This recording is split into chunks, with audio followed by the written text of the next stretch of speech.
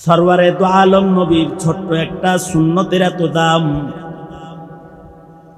একটা ছোট্ট সুন্নতের কারণে হতে পারে নবীদের সাথে হাসর হয়ে যাবে। সুবহানাল্লাহ, আস্তে করে কোন না। একটা ছোট্ট সুন্নত ছোট নয়, একটা ছোট্ট সুন্নতের উপরে আমল করলেও এই ছোট্ট সুন্নতটা নবীর প্রেমের দলিল হইতে পারে।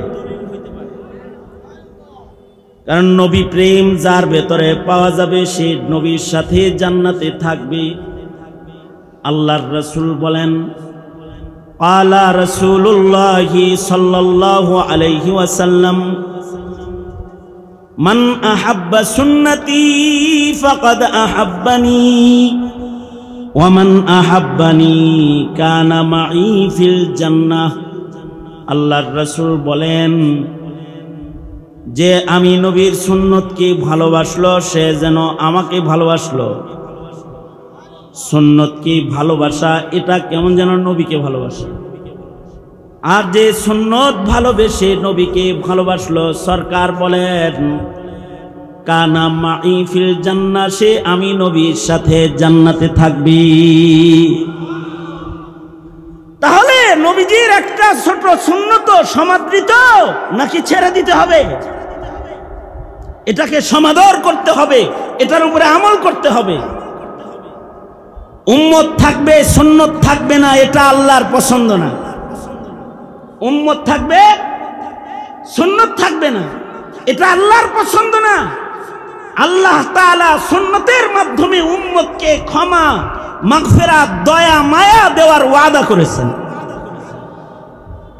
এ কারণেই আল্লাহ পাক বলেন, কুল ইন কুনতুম তুহিব্বুনাল্লাহ, কুল ইন কুনতুম তুহিব্বুনাল্লাহ ফাত্তাবিউনি ইউহিব্বুকুমুল্লাহ ওয়া ইয়াগফির লাকুম যুনুবাকুম ওয়াল্লাহু গফুরুর রহিম। হে বন্ধু, আপনি বলে দেন, তোমরা যদি আল্লাহর ভালোবাসা চাও, আল্লাহকে যদি ভালোবাসতে চাও, তাহলে তোমরা আমি নবীর সুন্নত মানো। যদি আমার ইত্তিবা করে আমার সুন্নতের অনুসরণ তোমরা করো, তাহলে আল্লাহর ওয়াদা ইউহিব্বুকুমুল্লাহ, মহান আল্লাহ তোমাদের ভালোবাসবেন। আল্লাহ তোমাদেরকে শুধু ভালোবাসবেন তা না, ইগফির লাকুম যুনুবাকুম, সুন্নত মানলে পরে আল্লাহ তাআলা সুন্নতের আমলের বদলায় তোমার গুনাহ মাফ করবেন। আল্লাহু আকবার, জোরে করে বলেন। তাহলে সুন্নতের মাধ্যমে শুধু আল্লাহর ভালোবাসা হয় না, ক্ষমাও হয়, মাগফিরাতও হয়, গুনাহও মাফ হয়। আল্লাহ তাআলা সুন্নতের উপর আমলকারীর গুনাহ মাফ করেন। আল্লাহ গফুর, আল্লাহর নাম, আল্লাহ পাকের শান শুধু গফুর নামের শান না, আল্লাহ পাক রহিম, আল্লাহ পাক দয়ালু। শুধু ক্ষমা করবেন তা না, দয়ালু মালিক দয়া করবেন। কে দয়া করবেন? আল্লাহ তাআলা দয়া করে নিজের কাছে আল্লাহ তাআলা জান্নাতে বান্দাকে জায়গা দান করবেন। এটা সুন্নতের বদলায় যাদের কাছে সুন্নত ভালো লাগে তাদের আল্লাহর পুরস্কার এগুলো। সমাজে মুসলিম হিসেবে পরিচয় দিয়ে বসবাস করো, আর সুন্নত ভালো লাগে না, দাড়ি টুপিরে গালি দাও, তুমি মুসলমানের বাচ্চা হয়ে এমনকি আচরণ তোমার ভেতরে শোভা পায় না। তুমি দাড়ি টুপিরে বলো, তিরস্কার করে বলো, এগুলো তো সব মৌলবাদী, এগুলো সব জঙ্গি। দাড়ি টুপি দেখলে পরে বিভিন্ন গালমন্দ করো, কাঠমোল্লা বলো।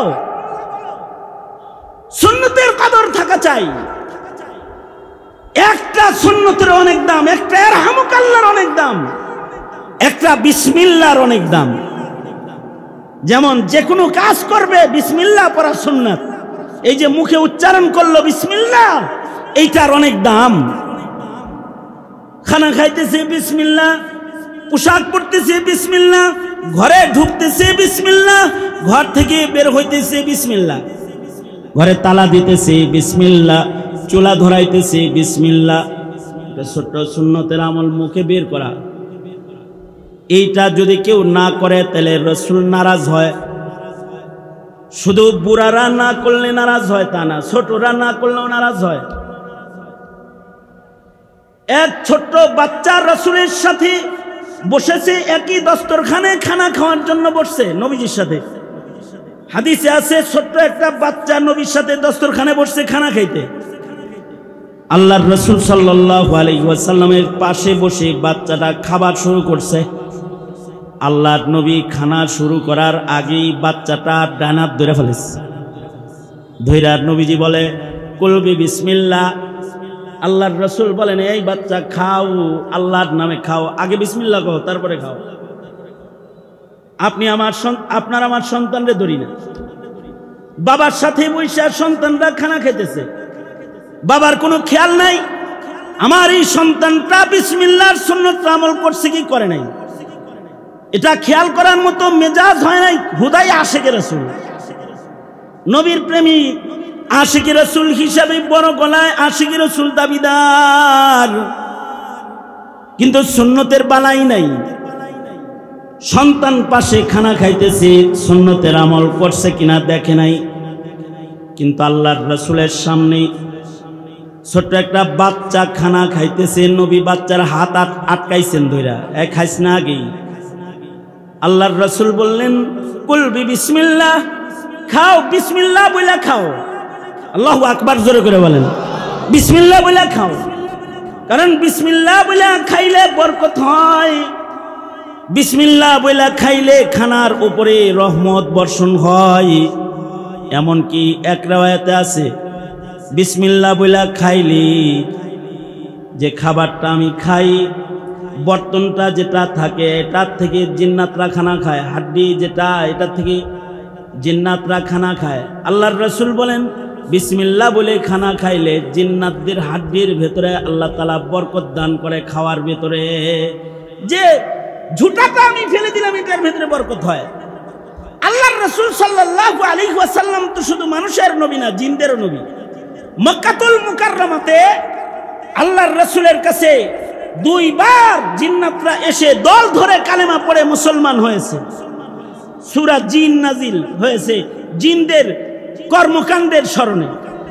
জিন্নাতরা নবীজির কোরআনে কারীমের তিলাওয়াত শুনে মুসলমান হয়ে গেছে।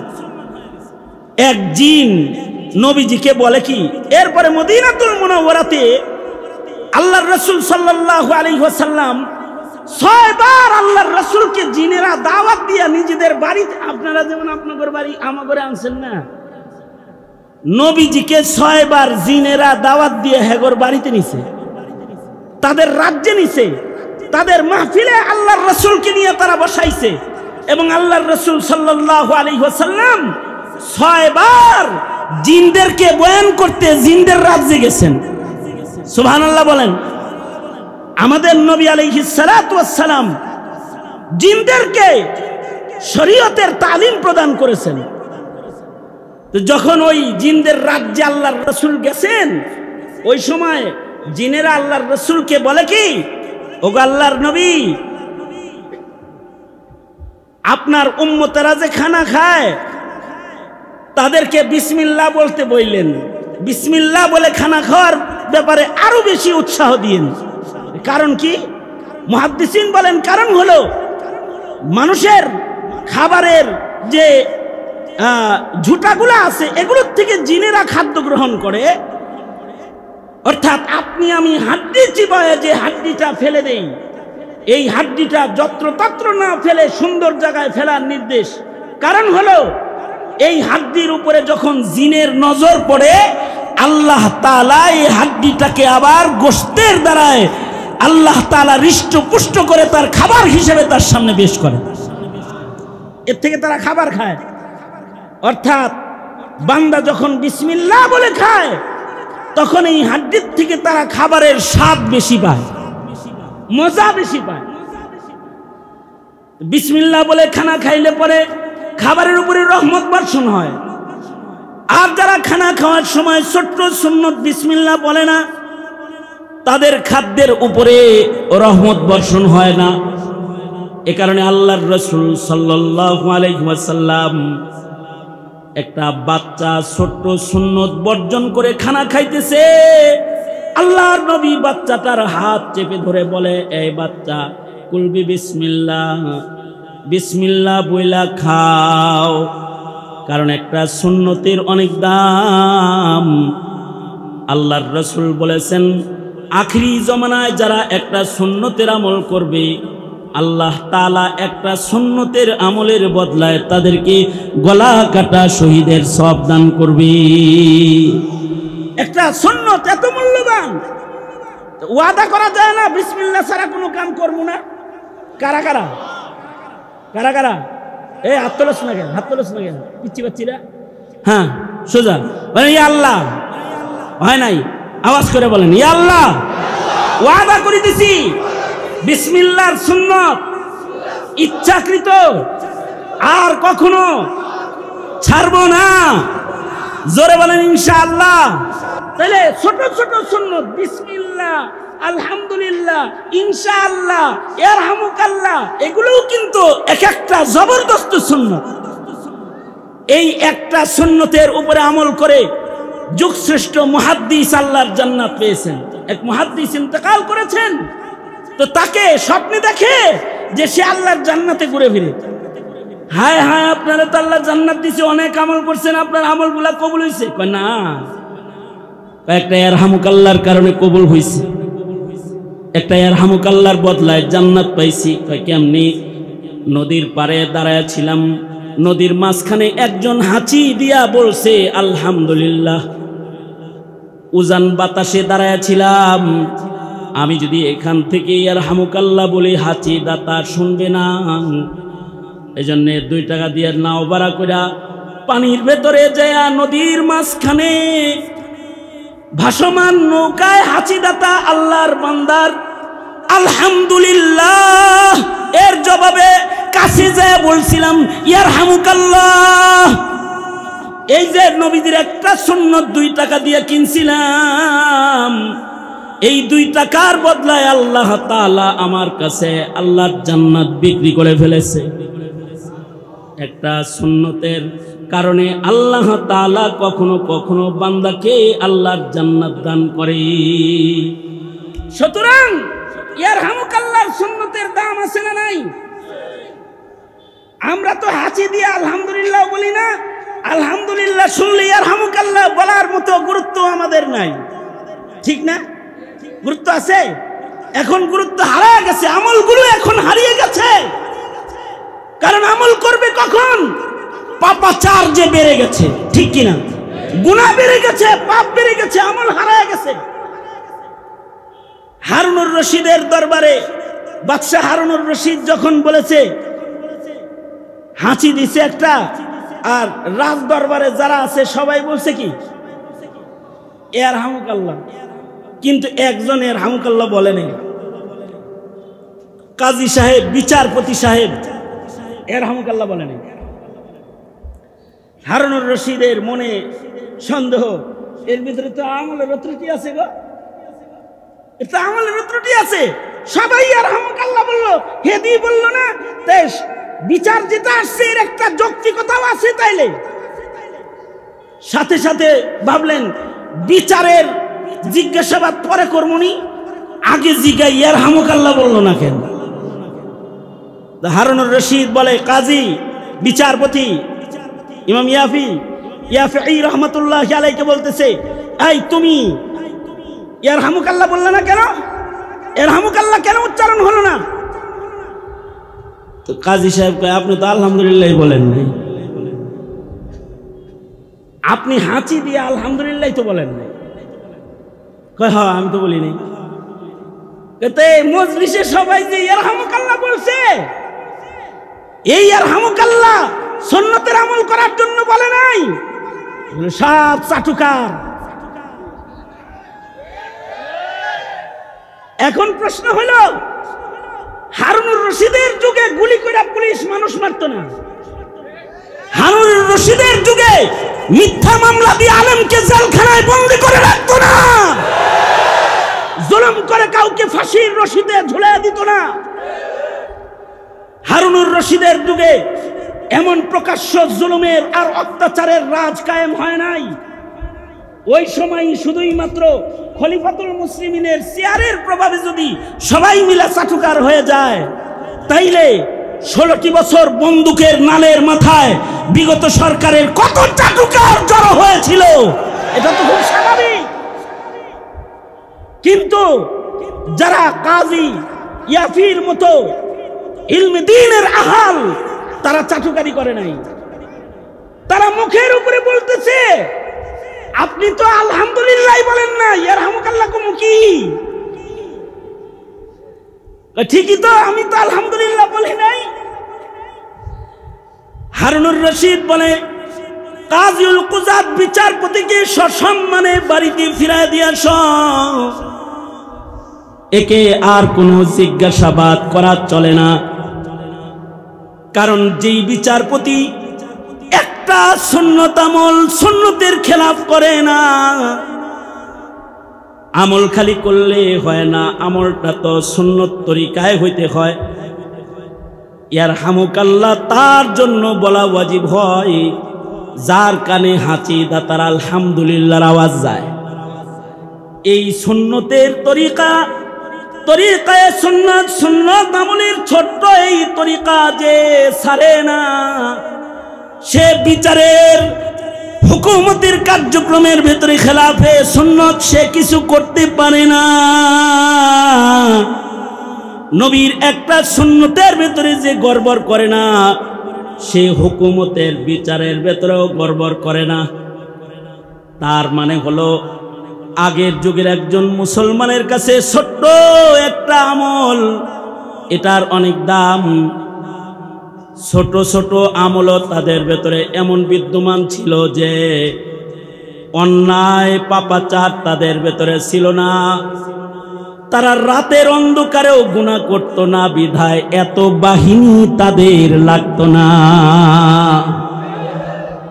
আমাদের তো বাহিনীর অভাব নাই, কিন্তু বাহিনী অনেক হওয়ার পরে যখন বাহিনীর দ্বারায় রাস্তায় জুলুম হয়েছে, নেট বন্ধ করে রাতে হয়েছে, মানুষকে গাছের সাথে লটকায় রাখা হয়েছে এবং মানুষকে অন্যায়ভাবে অপহরণ করে ভ্যান ভর্তি স্তূপের ভিডিও চিত্র দেখা যায়।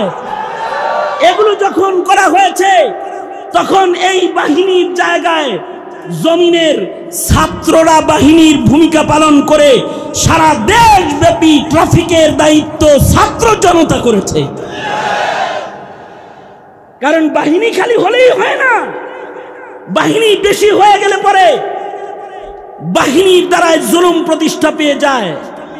এ কারণে আল্লাহর রাসূল বলেন, একটা সমাজ আসবে যেই সমাজে বাহিনী বেশি হবে, কিন্তু যে বাহিনী অপরাধ দমন করবে তারা অপরাধীকে পাহারা দেওয়া শুরু করবে, তারাই অপরাধীর নিরাপত্তাদাতা হয়ে যাবে, তারা খুনির নিরাপত্তাদাতা হয়ে যাবে, তারা চোর ডাকাতের নিরাপত্তাদাতা হয়ে যাবে। এ কারণে আল্লাহর রাসূল বলেন, قال رسول الله صلى الله عليه وسلم بادروا ستا بالموت امرة السفهاء وكسرة الشرط। আল্লাহর রাসূল বলেন, 6 জিনিস আসার আগে জলদি জলদি মৃত্যুর সফর করো। প্রয়োজনে আবু সাঈদের মতো বুক টান করে দাঁড়ায় যাও, প্রয়োজনে জনতার হয়ে তুমি মধ্যে মুমিন হয়ে রাজপথে দাঁড়ায় যাও, তুমি তোমার রক্ত বিলায় দাও, কিন্তু এ 6 জিনিস কখনো জমিনে হইতে দিবা না। একটা হলো দুষ্ট নেতৃত্ব প্রতিষ্ঠা হতে দিবা না, অকাসরাতাস সুরাত, বাহিনী বেশি হয়ে গেলে বাহিনী অন্যায় করবে, তাদের অন্যায়কে লালন করবা না। ও বাইআল হুকমি, বিচার ব্যবস্থা বিক্রি হয়ে যাবে, বিচার ব্যবস্থার অবনতি হইতে দিবা না, বিচার বিক্রির আমল প্রতিষ্ঠা পাইতে দিবা না। ন্যায় শাসন প্রতিষ্ঠা করার জন্য প্রয়োজনে মোর বা তোমার বাঁচার দরকার নেই, তাও ন্যায় শাসন প্রতিষ্ঠা হবে। তোমার রক্তের বিনিময়ে জমিনের ন্যায় শাসন হবে, এটা আল্লাহর পছন্দ। তুমি বেঁচে থাকবে আর অন্যায় প্রতিষ্ঠা পাবে, এটা আসমানের মালিক রব্বুল আলামিনের পছন্দ না। বাইআল হুকম ওয়া ইস্তিগফাফুন বিদ-দামি, আল্লাহর রাসূল বলেন একটি সমাজ আসবে যে সমাজে রক্তের মূল্য নষ্ট হয়ে যাবে, রক্ত সস্তা হয়ে যাবে। হিসাব করে দেখেন, জমানাটা এমন চলে আসছে, এই জমানায় মদের দাম আছে কিন্তু মানুষের গায়ের রক্তের দাম নাই। আওয়াজ করে বলেন, আওয়াজ করে বলেন, ঠিক না ঠিক জোরে বলেন।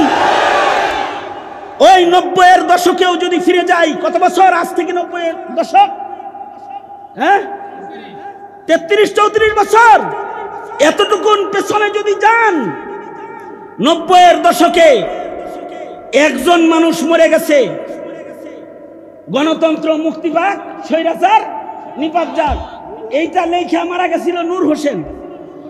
এক নূর হোসেনের রক্তের মূল্য এত ছিল, এক নূর হোসেনের রক্তের মূল্য এত ছিল যে এই রক্তের বিনিময় দিতে গিয়ে সরকারকে মসনদ ছাড়তে হয়েছিল।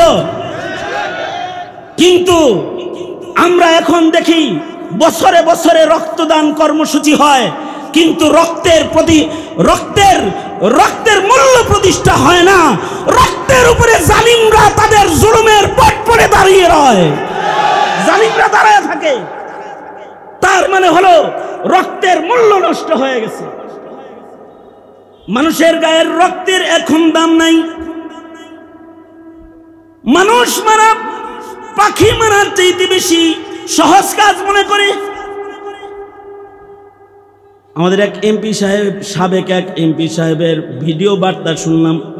সে যখন এক জায়গায় যাইতেছে তো তারা জিগাইতেছে, একা একা যাইতেছেন, ডরান না নাকি? কয় না, গাড়ির ভিতরে 20 রাউন্ড আছে। তার মানে হলো গাড়ির ভেতরের রাখা পিস্তলের 20 রাউন্ড গুলি কার উপরে ব্যবহার করবে? তোমার কি দেশের মানুষকে পাখির চাইতেও কমজোর মনে হয় নাকি? তার মানে হলো রক্তের মূল্য নাই। আল্লাহর রাসূল বলেন রক্তের মূল্য সস্তা হয়ে যাবে। রক্ত সস্তা হওয়ার আগে তুমি মরে যাও। একজন মানুষের রক্তের বদলা নেওয়ার জন্য আল্লাহর রাসূল সাল্লাল্লাহু আলাইহি ওয়াসাল্লাম বাইআতে রিদওয়ান করেছেন, অথচ হযরত উসমান হাকিকতে শাহাদাত বরণ করেন নাই। শয়তান খবর ছড়াইয়া দিছে যে উসমান শহীদ হয়ে গেছে। একটা মানুষের রক্তের এত দাম। আল্লাহর রাসূল সাল্লাল্লাহু আলাইহি ওয়াসাল্লাম গাছের নিচে দাঁড়িয়ে বসে আল্লাহর রাসূল সাল্লাল্লাহু আলাইহি ওয়াসাল্লাম হাত পেতে দিয়ে সমবেত সাহাবায়ে কেরামদেরকে বলেছিলেন, আমার উসমানের রক্তের বদলা নিতে হবে। উসমানের রক্তের বদলা নেওয়ার জন্য বাইআত গ্রহণ করো। সকল সাহাবায়ে কেরাম বাইআত হয়েছেন। আল্লাহ তাআলা মুমিনের গায়ের রক্ত দেওয়ার কারণে খুশি হয়ে ইয়াদুল্লাহি ফাওকা আইদিহিম, আল্লাহ নিজে নিজের কুদরতি হাত নবীর হাতের উপরে বাইআতের হাতে রেখে দিয়েছেন। আল্লাহু আকবার কবীরা। এই দেশের মুসলমানকেও শাপলার রক্তের বদলা নিতে হবে। এদেশের মুসলমানদেরকে মোদি বিরোধী আন্দোলনের রক্তের বদলা নিতে হবে। এদেশের রক্তের বিচার হতে হবে। রক্ত এত সস্তা না, কারণ রক্তের বিচার যদি না হয়, রক্তের মূল্য যদি প্রতিষ্ঠা না পায়, তাহলে মনে রাখবে এরপরে যারা ক্ষমতায় আসবে তারা তোমাদের রক্ত নিয়ে তার চাইতে বেশি হোলি খেলা খেলবে, তার চাইতে বেশি হোলি খেলা খেলবে। এখানে অন্যায়কে কখনো প্রতিষ্ঠা হতে দেওয়া যাবে না। আল্লাহর রাসূল বলেন ইস্তিগফাফান বিদ-দামি, আল্লাহর রাসূল বলেন একটা আমল আসবে যখন রক্ত সস্তা হয়ে যাবে। আল্লাহর রাসূল বলেন ওয়াকাতিআতার রিহমি, এমন একটা সমাজ আসবে যে সমাজের মধ্যে বন্ধনের মূল্য থাকবে না। বন্ধনের চাইতে স্বার্থের মূল্য বেশি হয়ে যাবে। পিতা পুত্রের বন্ধনের চাইতে স্বার্থের মূল্য বেশি হয়ে যাবে।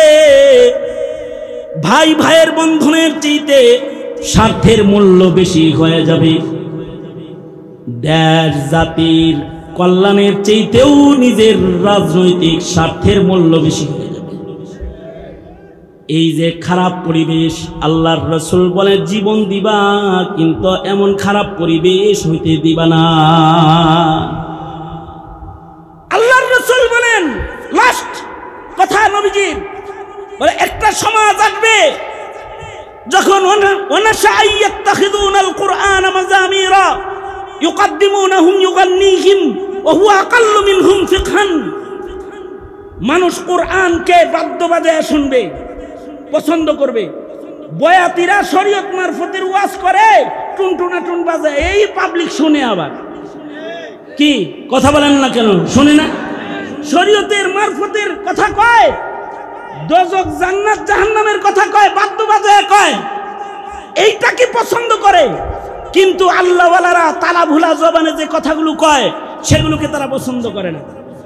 অথবা এমন এমন মানুষ দিনের কথা কয়, তাছাড়া এই হিজবুত তাওহীদের লিডার যেটা আস্ত একটা মূর্খ শয়তান, ও ইসলামের কথা কয়, ইমানের কথা কয়, ওর কথা শুনতে যায়।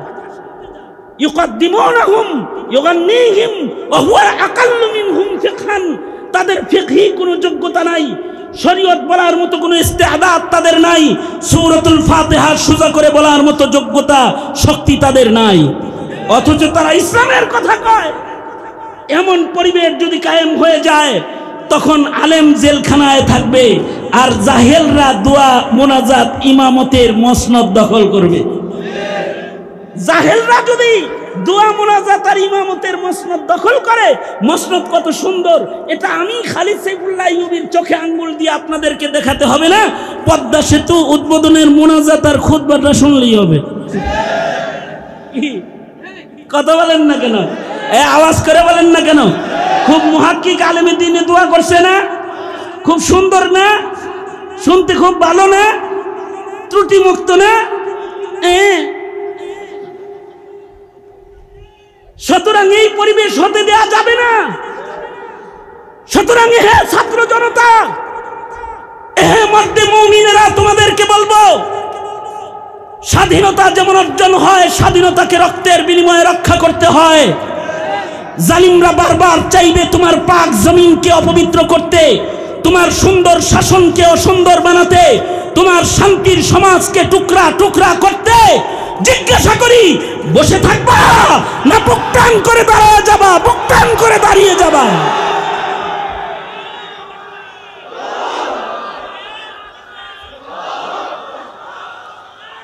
এইটাও আল্লাহর রাসূলের সুন্নাত।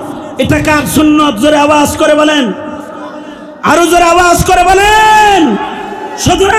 সুতরাং নবীজির সিরাত ও সুন্নতের দ্বারায় সমাজকে ঢেলে সাজাবো, অন্যায়ের প্রতিরোধ করব, ইনশাআল্লাহ তৈয়ার আছি তো।